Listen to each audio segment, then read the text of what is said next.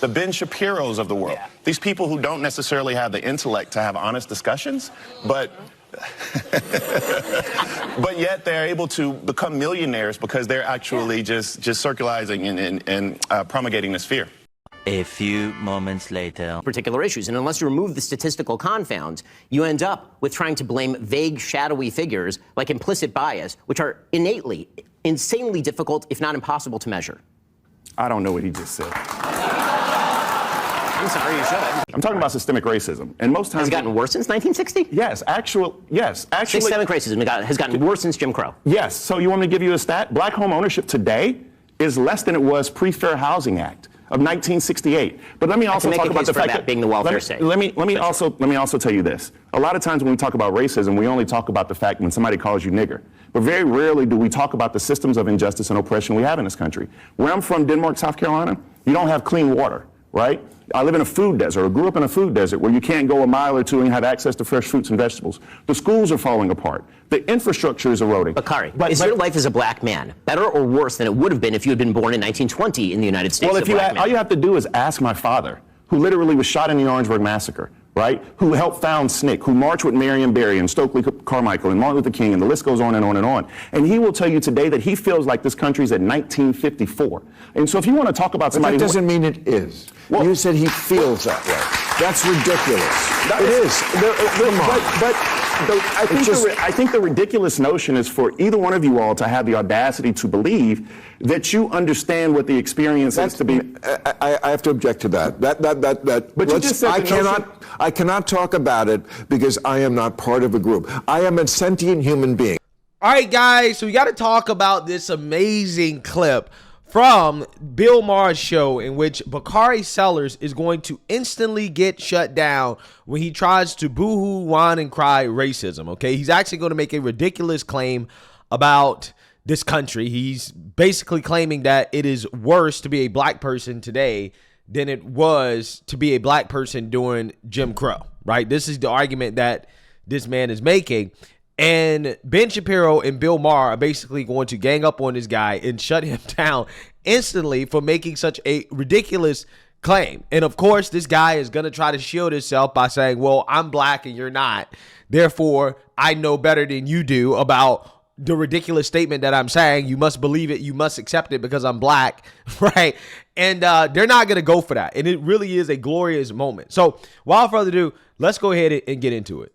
And he will tell you today that he feels like this country's at 1954. And so if you want to talk about somebody... But that doesn't mean it is. Well, you said he feels that way. That's ridiculous. I think the ridiculous notion is for either one of you all to have the audacity to believe that you understand what the experience is to be... I have to object to that. But you just said I cannot talk about it because I am not part of a group. I am a sentient human being. You're right. There's two ways you cannot understand something. One is to be too far from it. We're too far from it. We can't see like you can. One is to be too close to something. And then sometimes you can't see it accurately either. Wow. That was amazing. That was glorious, okay? This is why I get so frustrated with Bill Maher, okay? Because on topics like this, he can be so damn based. And the reason why is because he can articulate it in a way that a lot of people can't and are afraid to because they're white. But see, because Bill Maher is a liberal, he probably hangs around with these people all the time, right? He's probably seen all of the, woke nonsense. He understands how to really articulate the foolishness of it in a way that is truly at a genius level, right? So he really understands it at its core. And you can tell, okay, with that type of statement, because he's essentially saying, yes, two things can be true at the same time. As a white person, yeah, I can't understand what it's like to be black. But also as a black person who is crime victimhood, who basically is seeing himself as a victim, maybe you can be too close to it as well, right? You're so close to it that maybe you're not looking at it objectively either. And that's a great point. That's a great point because I can tell you as a black person, that does happen. It definitely happens in the sense that it's really all about your mentality. How you think about the world is kind of how you see it. If you see yourself as a victim, if you say, oh, well, I'm being discriminated against and everything is so hard. It's tougher than Jim Crow out here today, which, by the way, the race hustlers who are upset with Byron Donald should be upset with Bakari Sellers for essentially comparing the great lives that black people are living today relative to how black people were living to Jim Crow. Saying that it is like that, I think, is disrespectful to our ancestors. Again, let's see if the pro-blacks get upset with Bakari Sellers for making this statement. But anyways, the point is that when you see yourself as a victim, then your lived experience will be affected by that, how you perceive the world. Like, for example, my first 2 years in college, the liberal indoctrination was strong. Trust me, okay? When you go to college, yeah, as a black person, they will definitely brainwash you into believing that you are a victim. And I bought into that. And I let that become an excuse for why I was unproductive as an adult my first 2 years in college. Although I knew I had the ability to be more productive and to compete at the highest level with the best students at the university, as long as I worked hard enough to do so. But the problem is I wasn't working hard. Okay, I wasn't working hard. I was focused on things I should not have been focused on. And then I was letting myself blame the system for why I wasn't getting good grades. Because ultimately I wasn't studying, wasn't doing the homework. I would go to the classes. But yeah, I definitely wasn't reading as much as I should have been reading. I wasn't doing what I was supposed to be doing. But then the last 2 years of college, it changed because I decided to take personal responsibility for my outcome and to stop blaming other people, stop blaming the system. Oh, the white man's trying to hold me down. And those were the most productive 2 years that I've had in college. It was the start of what I would characterize as a productive adult career so far, right? But it started with that mentality change in which I saw the world differently. I literally had to look at the world differently. I stopped looking at the world through the lenses of victimhood. And I said, I'm going to take responsibility and accountability for my outcome. And I'm going to put in 100% effort. And as long as I put in 100% effort and work as hard as I know that I can work, then I'm going to have a good outcome, right? That's what's going to happen. But I know exactly what Bill Maher is talking about when he says that you can be too close to it, because it most certainly happens. And I know what it's like because I was there. Okay, there is a difference when you're blaming the world for all of your problems versus when you just start to blame yourself, right? You get a different outcome. Okay, you maximize your potential when you stop blaming racism for everything. You stop looking at everything as a microaggression, and this person don't like me because he didn't say good morning to me, so therefore he might be a racist and all this stuff. Like, once you stop doing that and you just take a step back, right? You don't get too close, then you can actually really see the world objectively, and you're gonna have a better outcome, right? So that's just my perspective on that. But Bill Maher, again, I most certainly understand where he's coming from.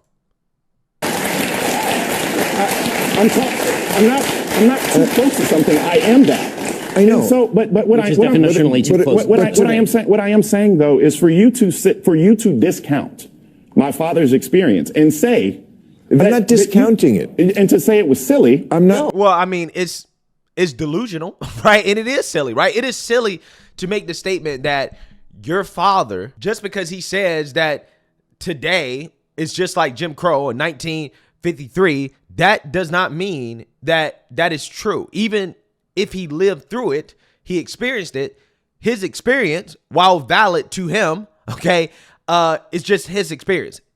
Because I guarantee you, you can ask a ton of other black people about this who lived through Jim Crow and are alive today, and they'll probably tell you, hey, Jim Crow definitely was worse than how it is today. I'm sure there's some people who have various opinions on that. But I think generally speaking, most people can agree that just your general quality of life, right? Just in general, your quality of life as a black person is better off today than it was back then. Now, again, that's not to say that there weren't some things, culturally speaking, that may have been better back then. But the pro-black woke revolutionaries told us that we're never supposed to talk about these things. In fact, you're never supposed to compare today to Jim Crow as if what black people are going through today can compare to Jim Crow, because Jim Crow was just so terrible for black folks. It was the worst thing ever. But yet you have Bakari Sellers, who is a CNN commentator. Okay, this guy is on CNN, works for CNN. He is essentially trying to compare his plight as a black man who's on national television to give political opinions that are wrong most of the time. Him getting paid probably at the very least a few $100,000, if not maybe $1 million a year to do this. His life, his experience today as a black man is the same as it would have been during 1954, if not worse, right? Again, how is this not disrespectful, right? How is that not disrespectful to what all those people, our ancestors, went through back then? I think that's totally disrespectful because in my opinion, this guy is belittling, if not outright dismissing, the plight of our ancestors by comparing his experience today to their experience. Because again, out of the same side of their mouth, they'll tell you that Jim Crow was the worst thing ever. So again, if Jim Crow was the worst thing ever, slavery was the worst thing ever, then again, I'm trying to figure out, how is your life as a CNN commentator the same as theirs in regards to the overall quality of life? I don't understand it. I don't get it. But again, this is how victimhood warps your worldview, right? You become delusional, right? This is delusion, okay? That's what it is. Oh, no, he was shot. No Were shit. you shot? No, but he's still alive. Like, he's right here. Like, Right, but the idea that if I were to say to you, as a Jew, that the experience of Jews in the United States today is worse than the experience of Jews in Europe in 1939, I would not be stating accurately. Correct. It's not true. That's and it's right. also not true to say that the experience of black people in America in 2024 is worse on a general level than the experience of black men in 1954 in Alabama. That's just crazy. But I mean, I think Yeah, it is. It is. But again, to further clarify and kind of prove Bill Maher's point, like somebody like Ben Shapiro, he gets a lot of backlash for seeming to have dual loyalty to the United States of America and Israel, okay, which apparently is an anti-Semitic thing to say, right? Even when somebody kind of makes it clear that, yeah, I'm, very pro-Israel and pro-United States, but more so pro-Israel, right? Like Ben Shapiro.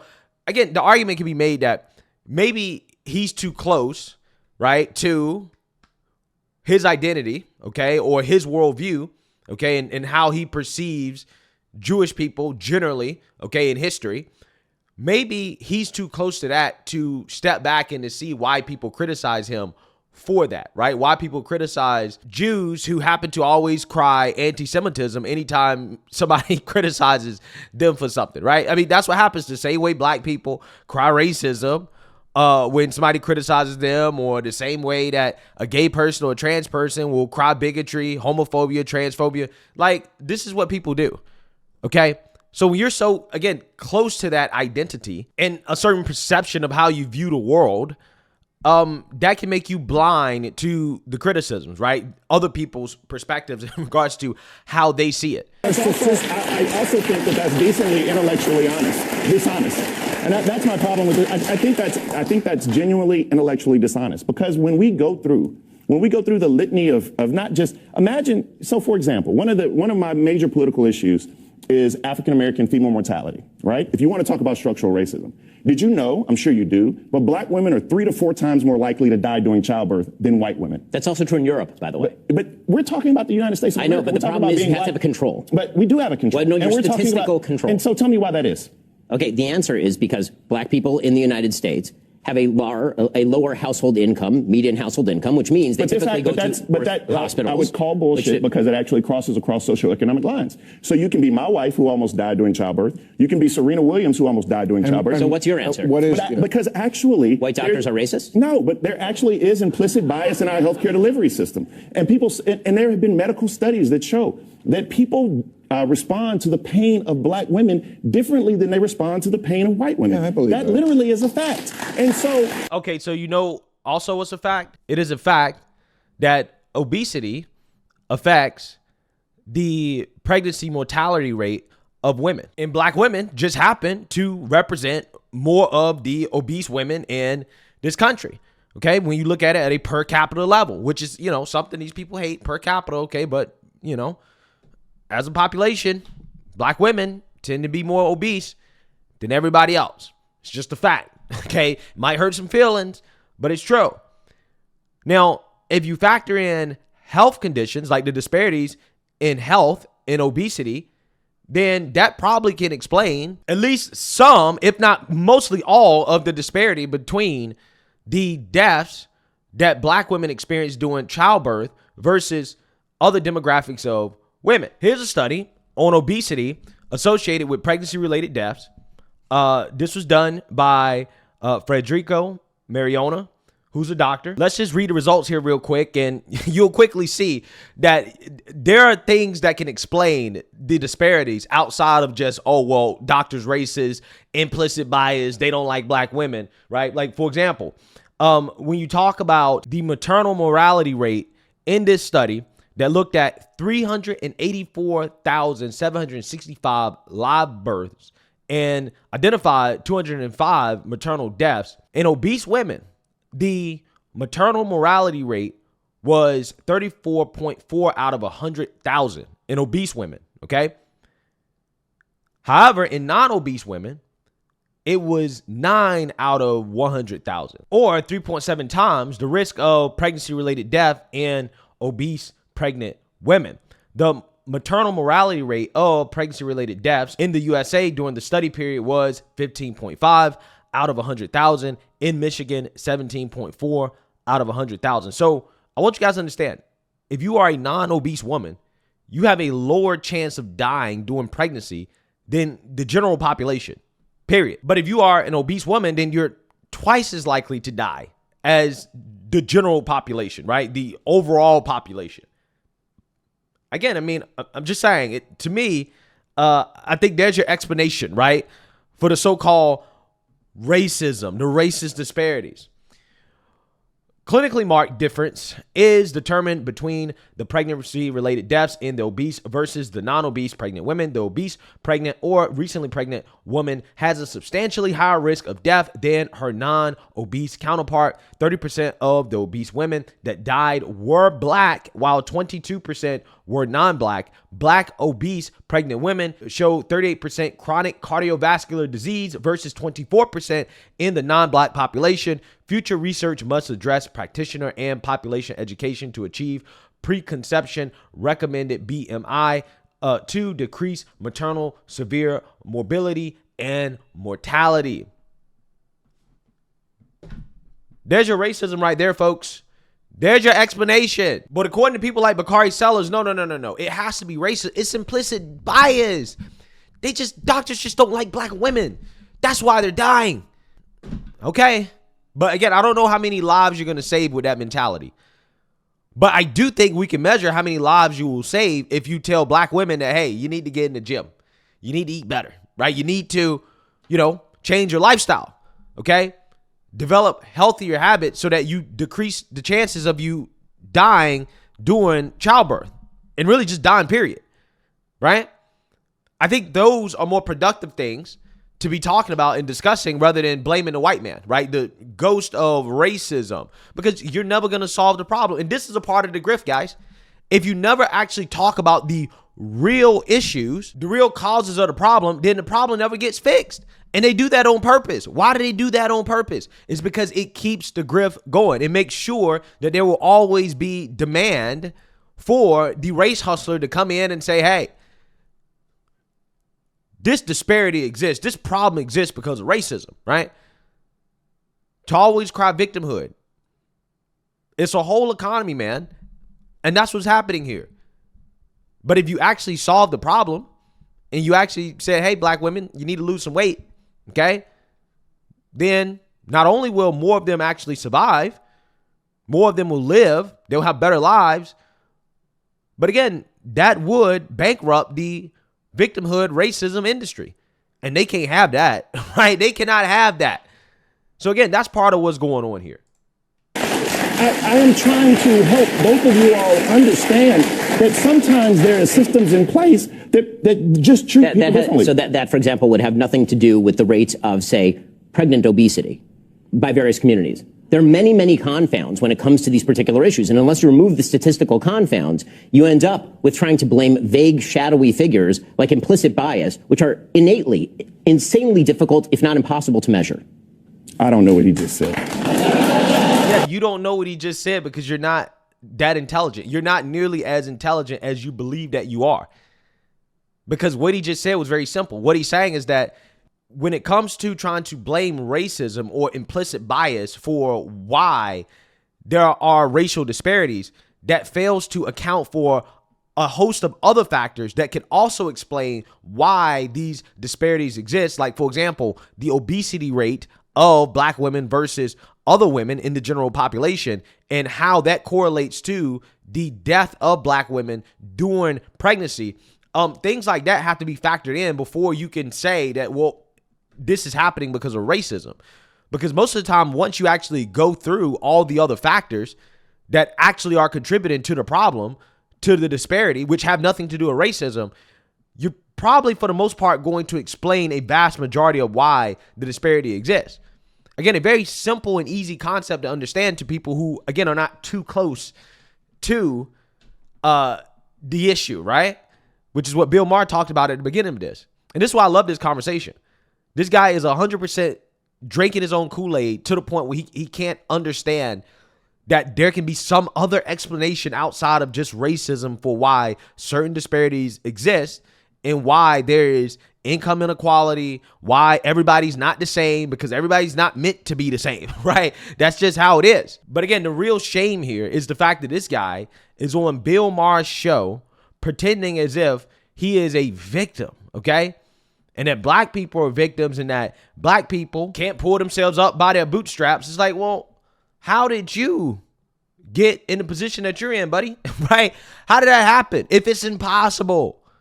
Oh, well, everybody can't do it. Well, yeah, of course. By definition, everybody can't do it. Yeah, you're right. Everybody can't pull themselves up and, get to the top, so to speak, because, again, that is how hierarchy works. That is how capitalism works. And that is the best outcome for society, is that everybody's not equal. Everybody's not going to be on the same level. Everybody's not going to have the same things. Okay? This socialist ideology of equality, everybody must be equal, is nonsense, right? Because everybody's not equal. We might all have equal rights. We should all be born with equal rights. But again, we can't all be equals. There are going to be disparities. And those disparities aren't always explained by racism, okay? Most of the time, they're explained by other things that are not racism.